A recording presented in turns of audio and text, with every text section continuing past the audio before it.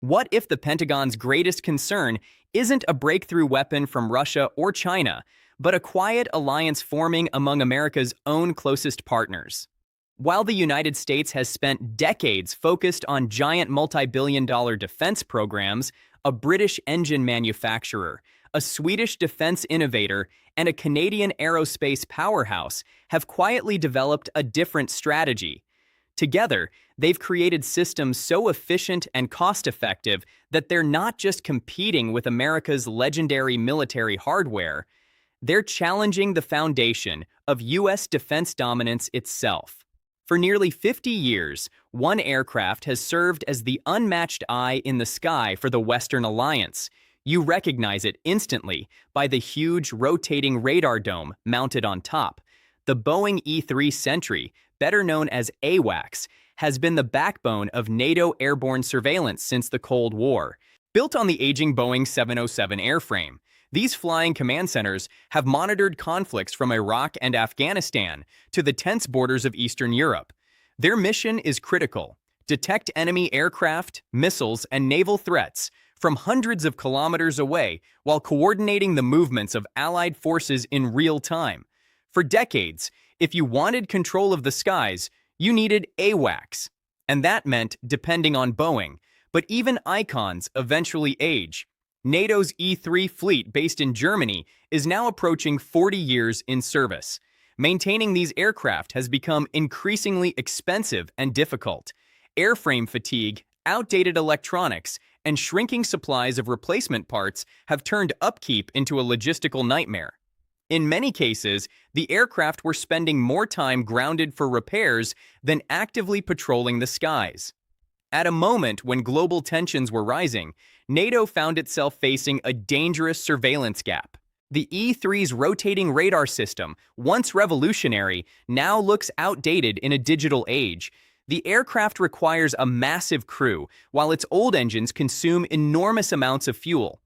By 2019, NATO officially acknowledged the inevitable. The E-3 Sentry would need to retire by 2035. The search for a successor had begun. To most analysts, the replacement seemed obvious. The future appeared destined to remain firmly in American hands through another Boeing aircraft, the E-7 Wedgetail. On paper, the E-7 looked like the perfect successor.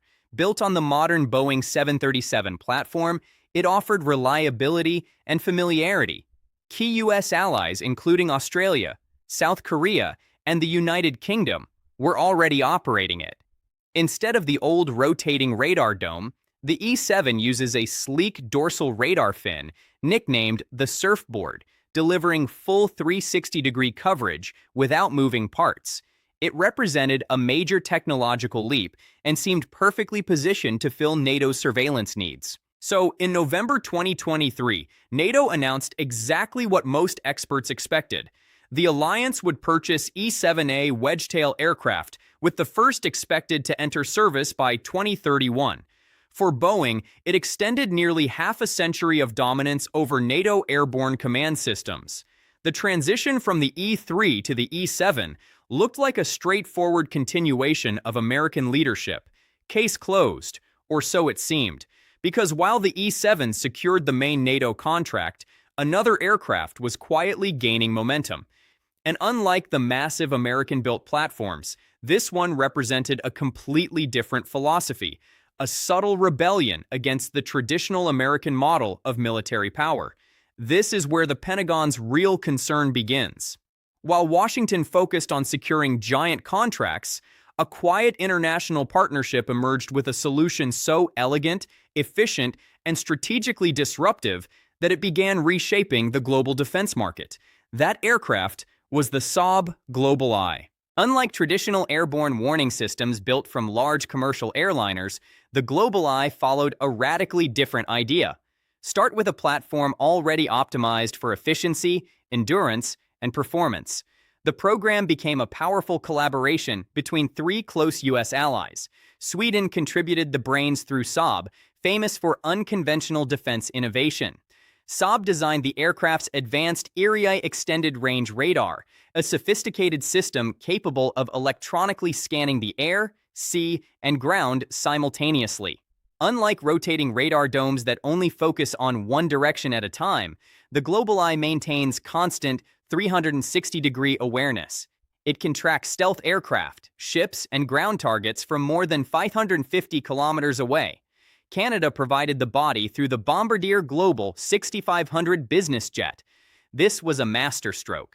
Instead of modifying a bulky airliner, Saab chose a sleek, long-range business aircraft designed for high-altitude endurance. The result is an aircraft capable of flying for more than 11 hours at extremely high altitudes, dramatically extending radar range. Its smaller size also reduces fuel consumption, lowers operating costs, and allows it to use shorter runways than traditional AWACS platforms. And Britain supplied the heart through Rolls-Royce BR710 engines, known for exceptional reliability and fuel efficiency.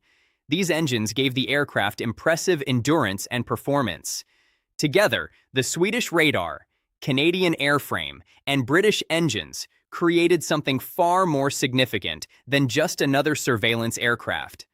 The Global Eye represented a new philosophy, a system offering advanced multi-domain capability in a smaller, more flexible, and more affordable package.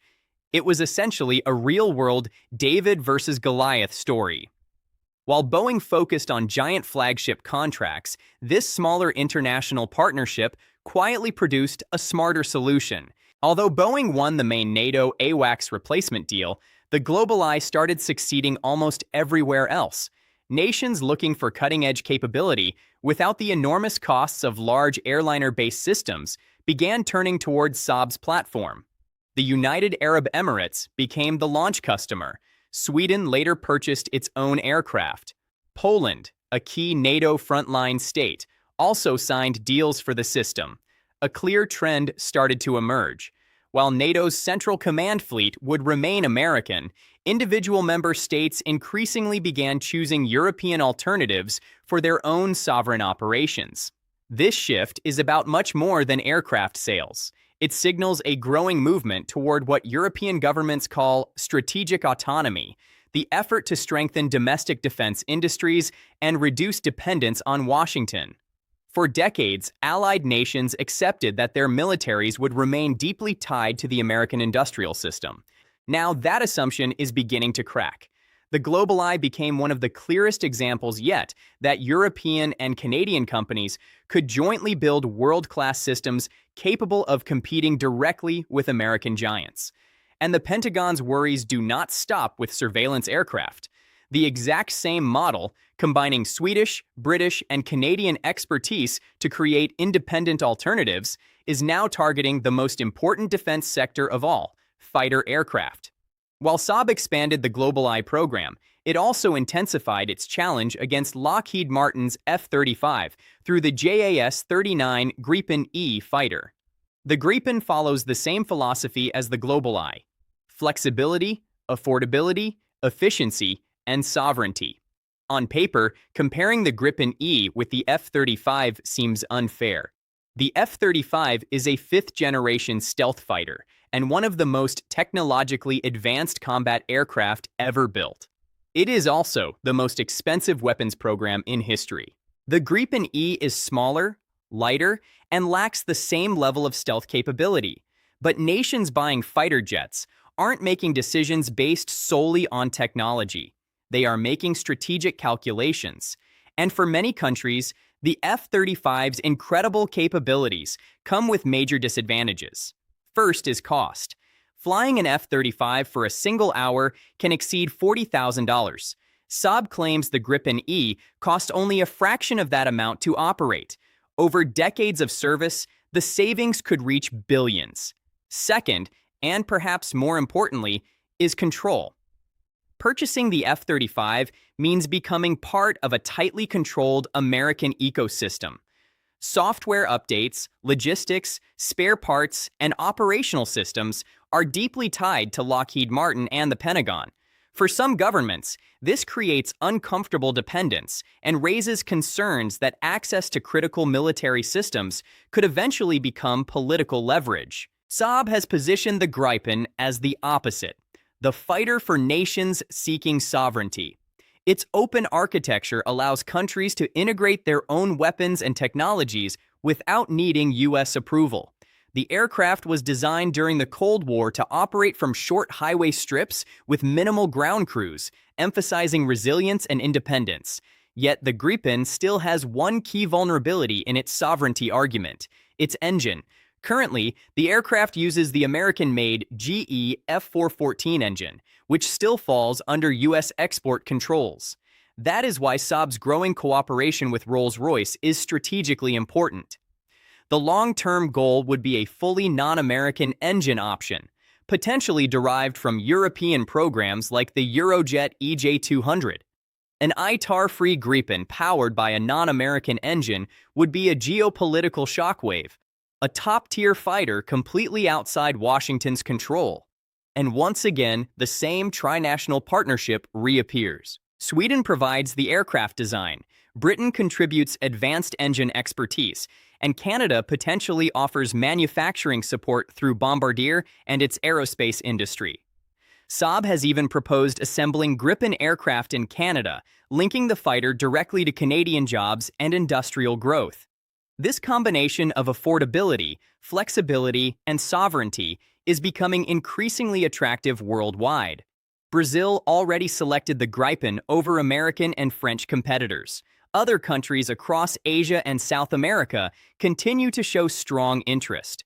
Ukraine has also explored discussions around the aircraft because the war highlighted the importance of dispersed operations and the ability to use improvised runways, areas where the Gripen excels. An order on that scale would dramatically strengthen Saab's global position while lowering costs even further. This is the Pentagon's deeper concern. It isn't simply about losing individual contracts. It's about a broader industrial and geopolitical shift that threatens America's long-standing defense dominance. For decades, the American strategy was clear: build the most advanced weapon systems in the world and sell them to allies, creating a global network deeply tied to the U.S. industrial base. But the partnership between Saab, Rolls-Royce, and Bombardier has revealed a weakness in that model.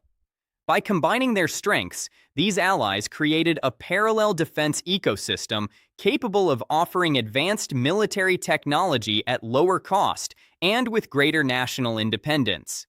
The success of the GlobalEye demonstrates this perfectly. Countries are buying it not just because it works well, but because it offers a smarter balance of performance, affordability, and sovereignty. The Gripen versus the F-35 reflects the same debate on an even larger scale. The F-35 represents the ultimate expression of the American approach: unmatched capability paired with immense cost and dependence. The Gripen offers an alternative philosophy, one focused on practicality, flexibility, and strategic autonomy. This is the true nightmare for the Pentagon. America's closest allies are no longer automatically buying American systems. Instead, they are increasingly cooperating to build their own alternatives. These partnerships are slowly creating a new market for high-end military hardware that is cheaper, more flexible, and less politically restrictive. Every international sale weakens America's market dominance, reduces Washington's leverage over allied supply chains, and strengthens a more decentralized global defense structure. What began as the simple replacement of an aging spy plane has evolved into something much larger, a challenge to the entire structure of post-Cold War defense leadership. The stories of the GlobalEye and Gripen are not simply about Sweden, Britain, and Canada competing with American companies. They represent the emergence of a new model for military cooperation in the 21st century, one based on partnership, efficiency, and sovereignty rather than dependence on a single superpower. For decades, the United States assumed allies would always choose American technology because it was considered the best and because there were few viable alternatives. That assumption is now being tested. The alliance between Saab, Bombardier, and Rolls-Royce has demonstrated that by pooling resources and expertise, America's allies can create world-class military systems that are not only competitive, but in many cases more affordable and politically attractive. The rise of the global eye and the growing pressure facing the F-35 are not isolated events. They are signs of a broader trend, the decentralization of military power. As more nations prioritize strategic independence and tighter defense budgets, this collaborative model is likely to spread further. The Pentagon's nightmare, therefore, is not a sudden military defeat. It is the gradual erosion of American dominance in a world where being the biggest and most expensive no longer guarantees victory. And the bigger question now is impossible to ignore. Are we witnessing the beginning of a new multipolar era in global defense technology? The answer could reshape the balance of military power for decades to come.